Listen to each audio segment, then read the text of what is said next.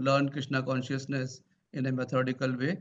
So we welcome and I invite His Grace Shivala Prabhu to and Her Grace Sita Charu Mataji to have the opening address and so that just to inspire and guide all of Welcome us, and I invite His all of Grace. us, that how we can take this summer camp and how we can take it forward. Over to His Grace Shivala Prabhu. Hare Krishna. Prabhuji, I'm sorry I'm late. Prabhuji. Okay, I would request you all to mute your mics. Sorry, Prabhuji, this is Nandini's mother. Prabhuji, Nandini's name is not there in the chart paper. Okay, I'll tell that. I'll tell that. We'll do on the chat and let's hear from His Grace Shivala Prabhu. Prabhuji. Hare Krishna. Thank you, Prabhuji. Okay, Hare Krishna to all of you, children. Hare Krishna Prabhu. Hare Krishna, Prabhuji. Hare Krishna Prabhu. Hare Krishna, Prabhuji. Hare Krishna, Prabhuji. Hare Krishna. Dandavat Pranam. So very good to see all of your faces. You all look so bright and brilliant after all the wonderful online kathas that you have all been going through. I think we are all waiting to start off on the summer camp. I can see your faces very happy because your school work is completely over, right? Yeah. Can I have a smile, big smile from everybody? Okay. So that's very nice. Number one, the school work is over. Number two, now we have come on to a very interesting part, which is the Dhrida Bhakti summer camp. Number one, congratulations to all of you who are all part of the Dhrida Bhakti classes. These classes are very, very unique. These classes are very unique they're especially for you devotee kids, who are very, very special, and we want to take special care of you children. So that is why this whole program has been specially earmarked for you special kids. Your kids were very special, and therefore the special program that is happening to all of you. Number one.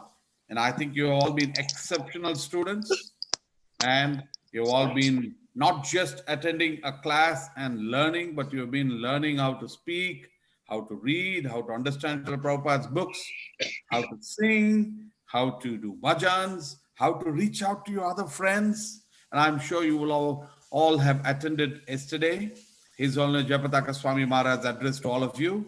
And so it's very nice that you are all regularly meeting. Number one, the Dhrida Bhakti is a great forum where you all have a lot to learn. And so we are looking at all of you as wonderful devotees right now, as well as devotees that have got very special preachers in the future that will take on to Krishna Bhakti, will be able to understand every aspect of Bhagavad Gita, Bhagavatam, will be able to speak so intelligently, right? We have all seen some very young devotees who are doing so well. Like that, we want to see all of you children in a capacity to give a lecture, sing, and all alone you can reach out the mission. Srila Prabhupada went to America all alone. And imagine what all he did. He taught everybody, every aspect of life, how to cook, how to wear dhoti and sari, how to chant shlokas, how to sing bhajans, how to play the mridanga, how to play the harmonium, how to play the kartala. So Srila Prabhupada was all in one. He gave us all everything. Similarly, we want each of you to be very, very good and specialists in every aspect of life, right? So that is just the first beginning that I wanted to say, that you are fortunate kids. And as Jayapataka Maharaj said, you are all Vaikunta kids. You're all Vaikunta kids, very, very special kids. You're all called Vaikunta kids. Yes. Right? So you are very special Vaikunta kids. And therefore, we're going to have this very special summer camp for you. In a small while, I'm going to take you through a summary of Srimad Bhagavatam.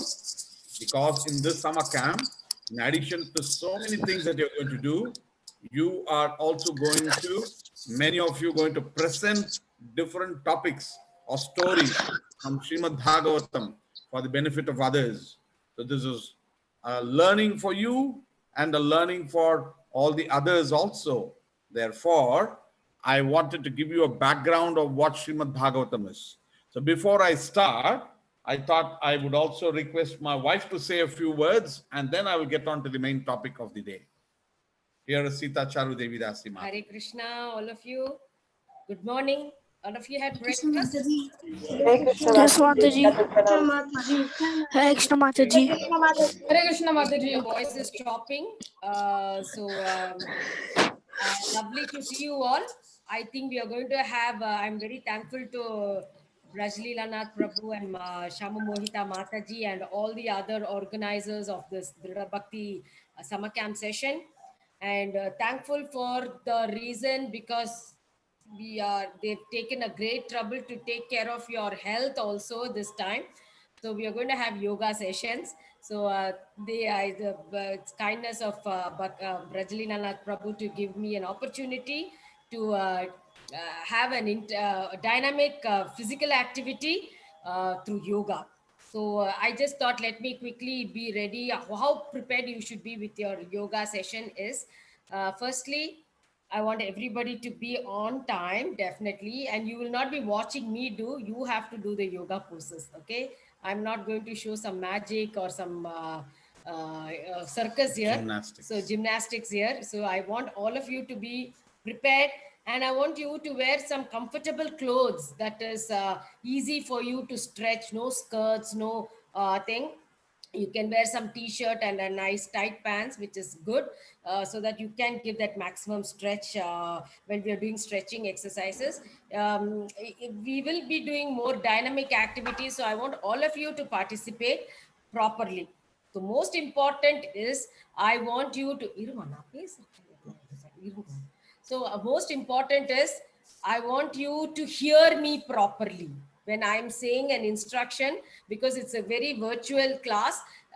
Sometimes it's tough to see and hear and practice. So if you just hear me carefully what I'm giving instruction, it will definitely make you to do the right poses. So and more important, don't injure yourself, just do. And I want you to practice also, sometimes it's good to practice.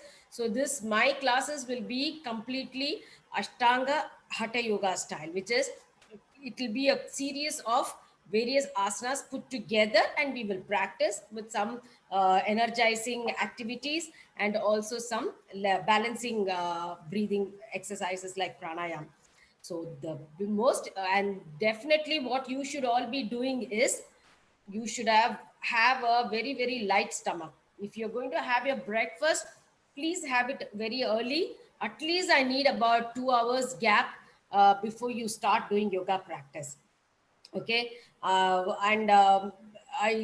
want all of you to be seen. I may not be able to personally say, oh, you do this, Vrinda, you have to do this, Anirudh, you are not doing this. I may not be able to correct you all directly, but as much as possible, if you are able to follow me, what I'm saying, and I will be doing a demo, and if you follow that, that's perfectly enough. You're by nature, you're all very, very flexible and very active. The whole purpose is, since you're sitting long time in front of the camera and every time in front of your laptop, I'm just trying to give a different effect. That is a good idea of Braj Prabhu. So make sure you eat very less or small quantity, and don't miss any of these sessions. Don't say it is boring. Whatever, like how Bhagavad Gita says, it may look like boring, but it's going to be very, very beneficial. Whatever looks like poison in the beginning is actually going to be nectarian. So that is how is yoga. So you may see very, very boring times, but it is not boring, because how many of you are ready to work out with me? The full power, who's ready to give me? Can you all chat? Mataji, me. Type in your chat Mataji, box. me. Yes, I am ready. Mataji, You all me. have a Ready. You all are going to be coping up with me the way I'm going to practice. And definitely, I don't want any spectators. Nobody's going to watch me. I'm not going to do drama or dance or circus or gymnastics. I want all of you on the mat. So you should have a right yoga mat. You should have a right space to do. And very important, keep your camera in the same way so that I can see you lengthwise and breadth and height wise also. So place it in a, don't be too far away from the camera because I can't see you. So today, go around your house, choose the right spot where you can do yoga, try it out with your camera so that you are captured properly in the frame. Okay, very important. Then otherwise it is going to be of no use if I'm going to teach you and I can't see you properly. Are you all ready? Just type I am ready. I'm ready. Yes, thank you so much. Hare Krishna. Yeah. Okay, thank you, Sita Charu. And so, yoga, yes. Now, there's one is called yoga asanas, and then you have bhakti yoga. And now what we are going to be covering, Srimad Bhagavatam, as we're all going to cover, I'm going to give you an overview, is all part of bhakti yoga. Yoga means to connect with the Supreme. Yoga means to connect with the Supreme. That is the real yoga. Yuj, yoga, means to connect with the Lord. Yoga does not mean only doing exercises, Surya Namaskar, and doing all the gymnastics. But when you do that, your body becomes suitable enough to be able to concentrate and serve the Lord very well. If you have a good, healthy body, then you can serve the Lord way better. Okay? That is the purpose. Otherwise, you have a small toothache, then you can't even chant, you can't pray, right? Therefore, you need to have healthy body, healthy physique, so that you can worship the Lord very well. Now, let's come on to talk about Srimad Bhagavatam. Srimad Bhagavatam, as it is called, is a Purana. Purana means it is very, very special and it is something that has happened in the past. It gives you a full overview of what has happened in the past. So Srimad Bhagavatam is called a Purana. Now, Srimad Bhagavatam, there are totally 18 Puranas. According to our scriptures, we have 18 Puranas. Now, the 18 Puranas, okay, are very, very special. And the 18 Puranas are also divided into 3 categories. And the 3 categories of the Purana divisions are Sattva, Rajas, and Tamas. You all know that there are 3 types of activities, or the modes of material nature, as we say. Sattva, Rajas, and Tamas. Sattva means in the mode of goodness. Rajas in the mode of Passion. And Tamas in the mode of Ignorance. So similarly, the Puranas, 18 Puranas, are also divided into 6 Puranas each. And so the Puranas, for instance, the names of the Puranas are Brahma Purana, Padma Purana, Vishnu Purana, Vayu Purana, Shiva Purana, Bhagavata Purana. These 6 are considered to be in the mode of goodness. And then you have Nada, Markandeya, Agni, Brahma Vaivarta, Linga, Varaha, which are in the mode of passion. And then you have Skanda, Vamana, Kurma, Matsya, Garuda, Brahmanda, etc. that are considered in the mode of passion. So the Puranas are divided into 3 categories. Okay. Now, I want you all to understand that Bhagavata Purana is considered in the scriptures to be ultimate. Now, Bhagavata Purana and all the other Puranas are written by whom? Vasudev. Vedavyas. Vedavyas has also compiled all the scriptures and also compiled all the Vedas. He has split the Vedas into how many parts? 4. Who can tell me the names of the 4 Vedas? Rigved, Yajurved, Samved, Samved, Rig, Yajur, Sam, Atharva Veda. We have the 4 Puranas, and then besides that, that's called the Panchama Veda, and the Panchama Veda are the Itihasas, okay? And then you have Ramayana, Mahabharata, etc. that are also called the Panchama Veda. They are also called Itihasas. So number 1, children, there are 18 Puranas. And then there are Upa Puranas. Again, there are 18 Upa Puranas. So I'm not going into that detail. And Vyasa has written all these Puranas. Now, Vyasji, after writing so many Puranas, was still not very happy. He did not feel fulfilled. And that is when Narada, his guru, came and he said, you have not written totally about Krishna and his devotees. You have written about everything. In Mahabharata, you have covered all the war. You talked of all the bad people, Dushasana, Duryodhana, etc. You have to do something that is totally about Krishna. And therefore, he instructed his disciple Vyasa to write the Bhagavata Purana. And therefore, Vyasa wrote the Bhagavata Purana. That's the first background story. Then you all know that all the Pandavas, the Upa Pandavas and their children were all finished. And the only person that was left was Abhimanyu. Abhimanyu was also finished. And the only person that was left was the child of Abhimanyu in the womb of, who is Abhimanyu's wife? Uttara. Uttara's womb, there was a child. And what was the name of that child? Parikshit Maharaj. Pariksha. I know you don't like Pariksha. Pariksha means examination. Parikshit means, he had the Lord who specially protected him in his tummy. And so every day he was looking at the Lord and saying, hi, hi, when he was even within the mother's womb. And so when he is born, he's looking out to see where is the Lord, and he's looking like this and like that. So he's called Pariksha. He's doing Pariksha. So he's called Parikshit. He's also called Vishnu Rata, person protected specially by Vishnu.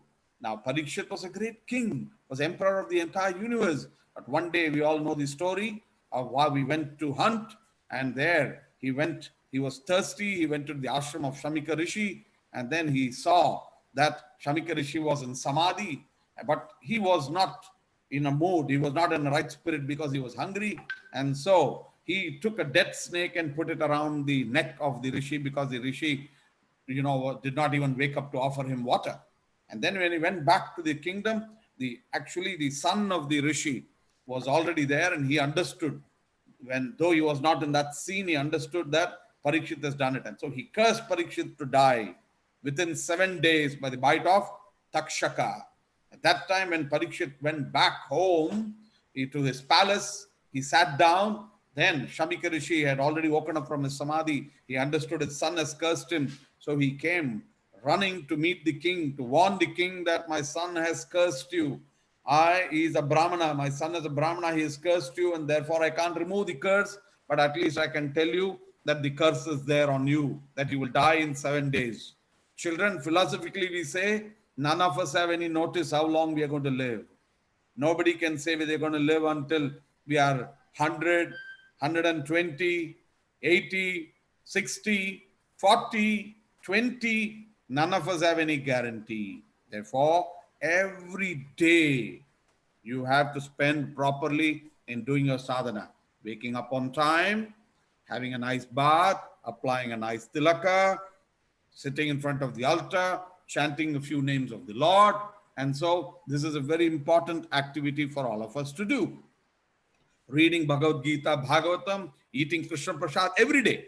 You can't think, it is chutti time now. I don't want to do this. No. It is chutti time. I don't want to eat at all, mummy. I don't want to have breakfast, lunch, dinner. Do you ever say that? No, it is chutti time. I don't want to breathe. Will you ever say that? No.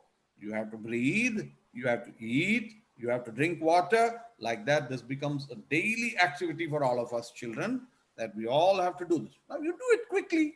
Wake up, do your prayers, and then afterwards you have all your time to play your games, play with your friends.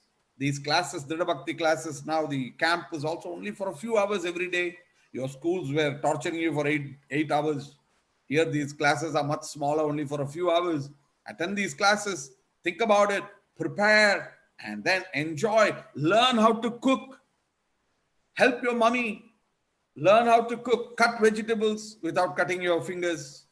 Then learn how to make salads, how to make rasam, sambar, chapati, naan, paneer, varieties, and then learn how to eat properly.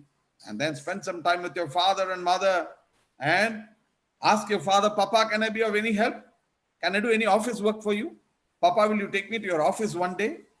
Okay. Then when your father returns back home, massage your father's feet. and play with your father and your mother. And the children, this period is for you to become better, love your parents even more, and don't fight with your brother in case you have a brother or a sister. This is the time for you to befriend them and for all of us to be very nice devotees. So that is number one. Then what is the next thing that I want you all to do is, like then Parikshit thought, what can I do now? Now Shamika Rishi has come to my palace, and Shamika Rishi has told me that I am going to die in 7 days. I'm the king of the universe. So Parikshit thought, oh, what can I do? I have only 7 days to live. What can I do? Only 7 days to live. It's very difficult, right? Many people are losing jobs here. When the company says 2-month notice, you have to go back. It becomes so much of a difficulty. I like to be in Dubai. I like satsanga. I have liked where I am. My children are fully accustomed to it. Now I have to go back to India. I have to find another job. How will I earn money? So many questions. So Parikshit's having questions. What can I do? In 7 days, what can I do? So different people come and give him different techniques to do. But then finally, Parikshit's guru walks in. His name is Sukadev Goswami. He comes and says, Parikshit, and Parikshit was already on the banks of the Ganges, sitting. And Sukadev comes in, and then Sukadev starts to give him Srimad Bhagavatam. So that is the background of how Srimad Bhagavatam is being given. Okay? Now, I want to tell you a few things about Srimad Bhagavatam here. The Srimad Bhagavatam, as Sukadev Goswami starts to give, Srimad Bhagavatam covers 10 main topics. Okay. Okay.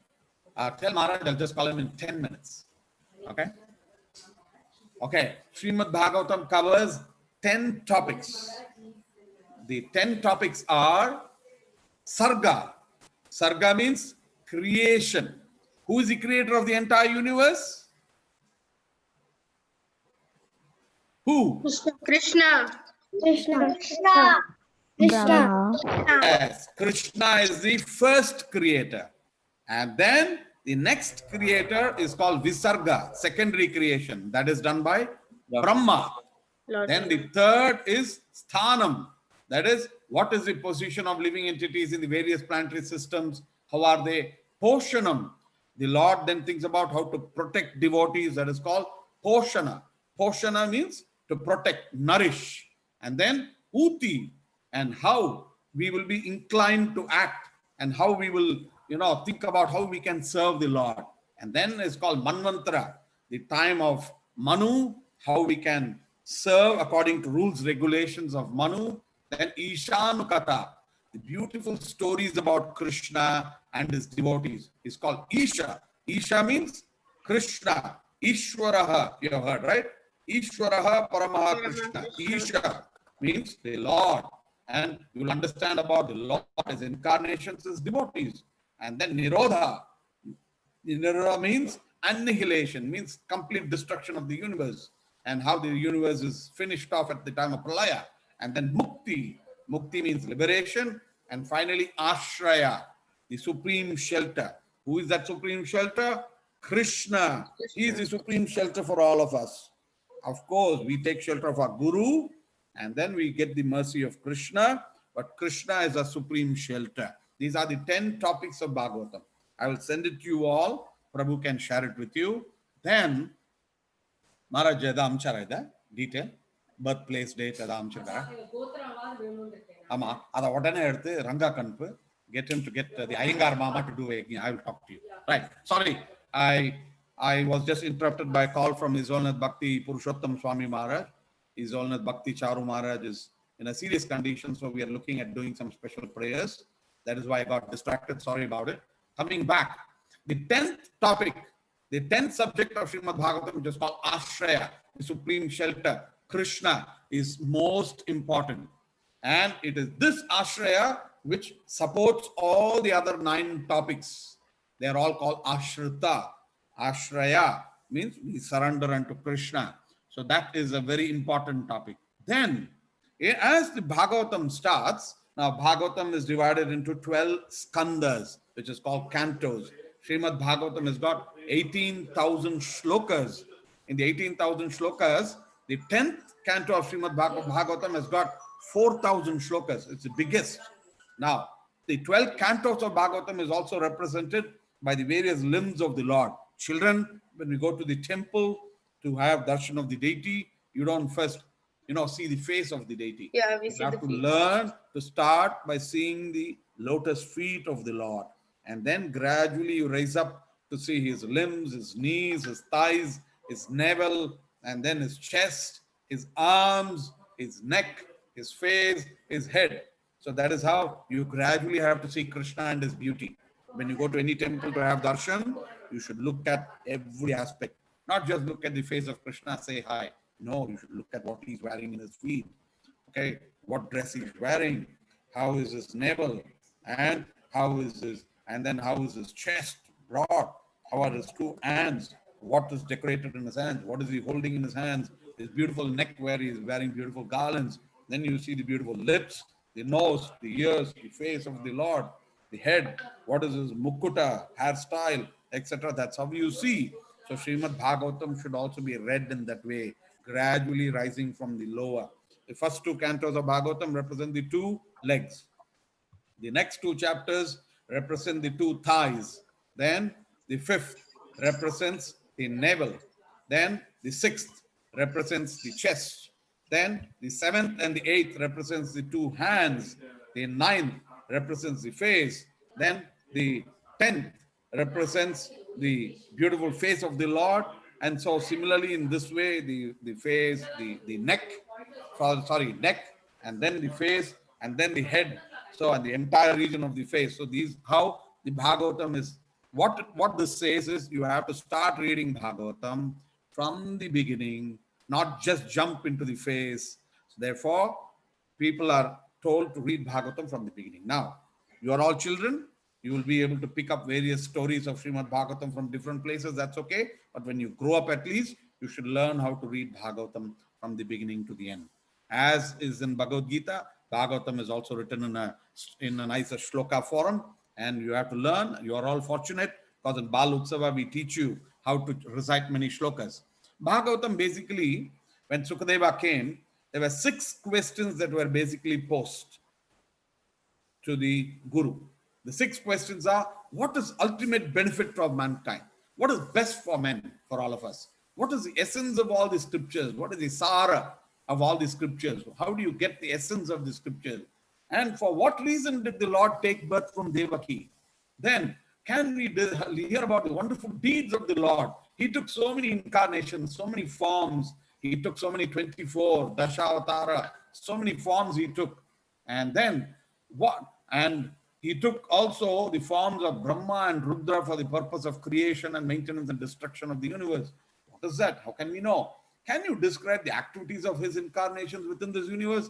When he took his birth as different incarnations, how did he deal with different people? And sixth, where has religion taken shelter? Because Krishna appeared, we all know about Janmashtami, but Krishna also at the right time, though Krishna is eternally present, he left Bhumi Mata to go back home, back to Garden, to Goloka Vrindavana. So when Krishna went back, now where is shelter for all of us? What can we do? And that shelter is Srimad Bhagavatam. Because Krishna is not personally present here. He is present in every one of us in our hearts. But if Krishna's Leela got over, therefore in the Bhuloka Vrindavana it got over. So he went off to Goloka Vrindavana. So now whom can we worship? Who can give us guidance? That is Srimad Bhagavatam, which gives us guidance. So that is the glory of Srimad Bhagavatam.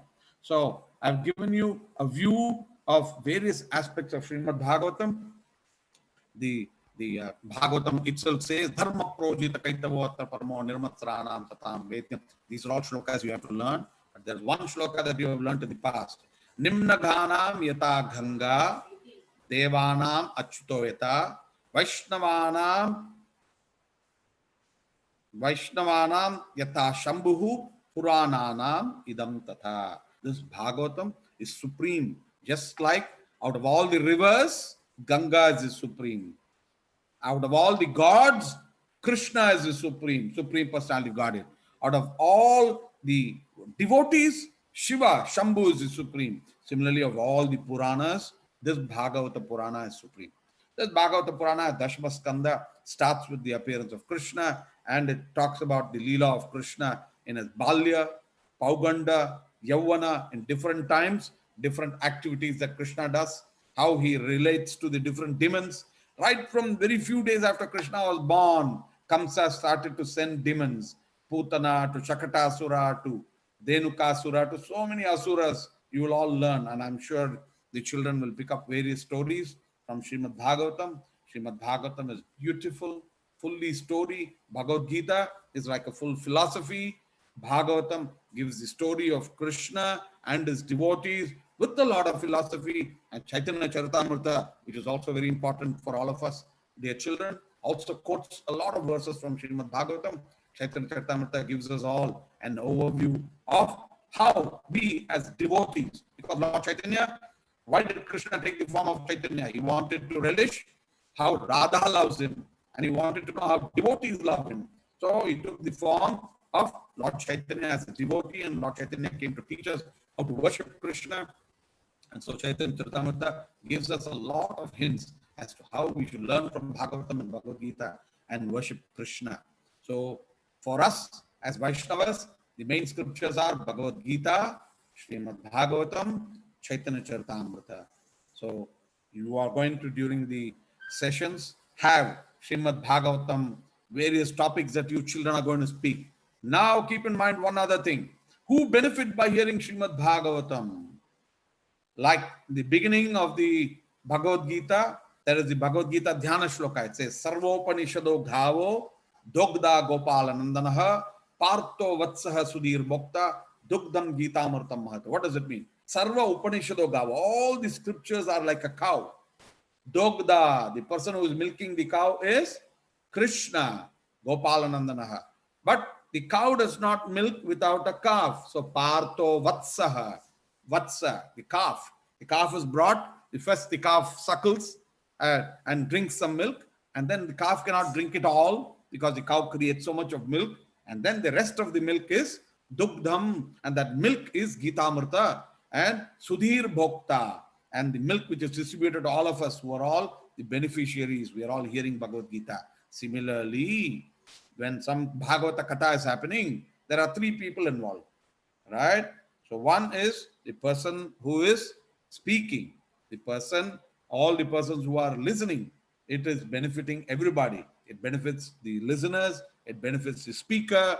So when you are all going to give Bhagavatam Katha, it is going to benefit you a lot, as much as those who are going to hear it. Now there is one other thing that I want to say and close the session. There are three things. One is called Bhagavan, who is called the Supreme Bhagavata. Then you have the book Bhagavata, which is Srimad Bhagavatam, and you have the person Bhagavata, who is the worshipper of the book Bhagavata and the Supreme Bhagavata, who is the Lord Bhagavan. And so therefore understand that Srimad Bhagavatam is non-different from Krishna. So do not just take a book and play around with the book like you sometimes would do. You need to worship, do a namaskar, chant some mantras, open the Bhagavatam very carefully, and read it. In fact, offer some flowers to the Bhagavatam. And so with awe and reverence, you should read Bhagavatam. And you have to respect Srimad, the original source of Bhagavatam, which is Krishna, book Bhagavatam, and the last is person Bhagavatam, the Guru, your Siksha Gurus, who are all representing Bhagavata because they are teaching Bhagavata. And when you are dealing with each other, you have to see each other as Chotu Bhagavatas. Each of you are such wonderful devotees, wearing nice tilak, learning Bhagavatam, Bhagavad Gita. You are all Chotu Bhagavatas. What are you? Chotu Bhagavatas or Vatu Bhagavatas, right? So over to you all. It's a great session. And I want, if you have any question, please ask me or put it in your chat if you want. Otherwise, I'm done with my session. Braj, you want me to say anything else? I want you all at the end of the session to pray, maybe even now. Let's pray for the health of His Holiness Bhakti Charu Swami Maharaj. Hare Krishna, Hare Krishna, Krishna, Krishna Krishna, Krishna, Hare Hare Hare, Hare Rama, Hare Rama, Rama Rama, Hare Hare. Braj, I'm done. Any comments, questions?